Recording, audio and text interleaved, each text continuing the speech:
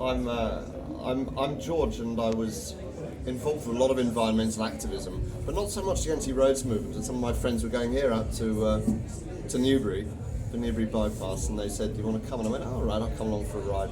And I did what I always do when I go on a protest, was I dressed up in one of my dad's old tweed jackets and a tie, because I knew one of the things that everybody looks like we all look like a bunch of like scuzzy hippies, so I thought it's always kind of good to have somebody who looks different, right?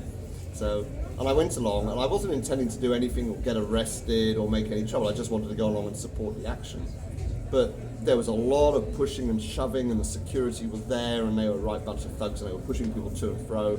And then this massive, great big digger gets like going along the road. I was actually really worked out by this point. So I broke my way through the security, and I jumped on top of a digger, and I sat on top of it.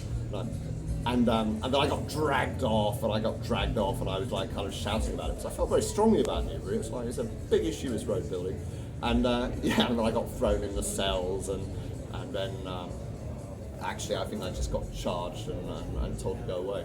But the funny thing about the story was that then some weeks later, my friends called me up and they said, "We didn't know that you were doing the beef protests, the protests against animals being shipped over to Europe." I said, "No, I've never had anything to do with that." They said, "Well, we just saw you on Channel 4 and you were in there in it." So I realised, and this kept happening, and I realised what Channel 4 had done was they'd taken this little bit of footage of me jumping on top of the back of this truck, and they were putting it routinely into footage of Middle England standing up in protest against things, because I was there in my dad's tweed jacket and tie. So, it lived on.